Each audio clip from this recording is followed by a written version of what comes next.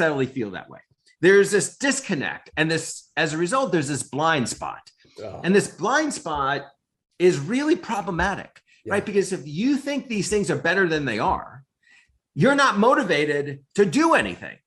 And this is even more relevant, I feel, in sales meetings, right? Because if you have that disconnect with customers, oh my gosh, this is going to have some really major problems for you.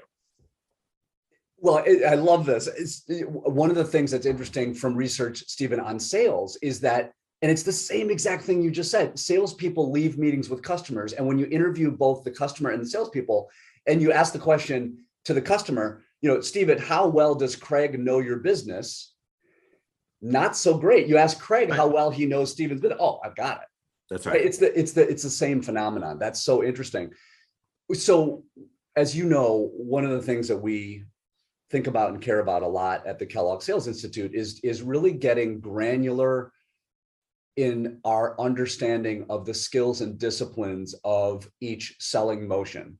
And so I'm curious, Stephen, how would you start? And this has already been bubbling into our conversation, but how would you define or articulate some of the skills and disciplines of just running powerful, effective meetings where there's not that disconnect at the end? Good. Love it. So I'm going to hit two topics. Okay. I know they're going to connect well with you. I can get a sense of your values, even how you prepped this conversation. You will epitomize the recommendations I'm going to share. So that's high praise from the author of the book. Thank you for that. Thank you. I'll take it. So the two are mindset and facilitation. Okay. So I've interviewed thousands of meeting attendees around the globe about meeting leadership. And the best meeting leaders appear to have something in common. They share a similar mindset where they recognize their role as a steward of others' time. Interestingly, we often adopt a stewardship mindset when meeting, let's say, with a key boss, because we would never want those people to leave the meeting saying that was a waste of time. But stewardship is so often disregarded in so many of our meetings. And when you adopt a stewardship mindset, you start to become intentional with your meeting decisions and approaches from start to finish, right? You're actively making choices about number of attendees, about how long the meeting should be, about how you can get more feedback and input. And as we mentioned earlier, this intentionality doesn't take much time, but this notion of really embracing this mindset is so critical. So that's the first thing. The second thing is that when you have this mindset of stewardship, you then engage in facilitation. And facilitation is absolutely a key differentiator when it comes to who's an effective meeting leader and who's not. Okay. So when you embrace your role of a facilitator, now you are actively drawing attendees into the meeting. Okay. Right? Sasha, I would love to hear your thoughts, right? This keeps people engaged and included, right? Okay. So you're avoiding saying, generally saying, any comments, because that doesn't really work, right? Facilitation means that you're actively listening. You're actually encouraging conflict of ideas, but resolving it with grace. If an attendee is rambling or going off topic, right? You're recognizing that it's your role to kindly interrupt as necessary, because all attendees are so hoping that you do this. So the two key skills in summary is one, that mindset of stewardship. Yep. And second, embracing that role of facilitator.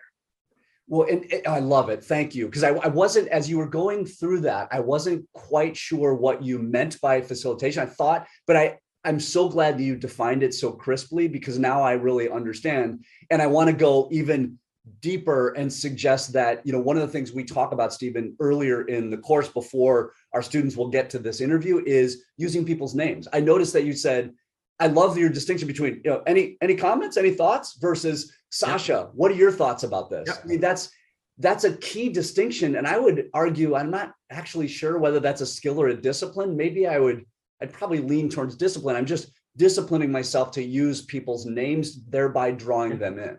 I love it. No. Are there any of these that you think are particularly necessary for salespeople versus just generally leaders or other folks?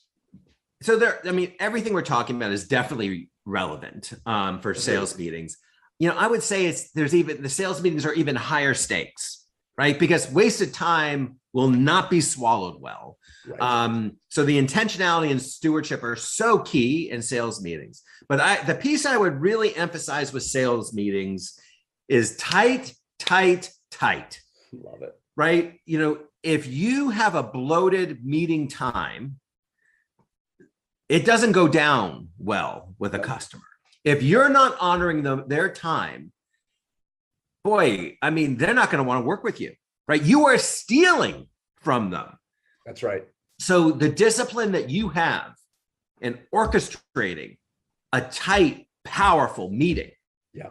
And the fact is, I want your customers to leave the meeting saying, wow, we got a lot done in that 15 minutes. Yep. And frankly, if they want more time, I love them asking for it, right? If you can keep your audience wanting more, that's pretty ideal.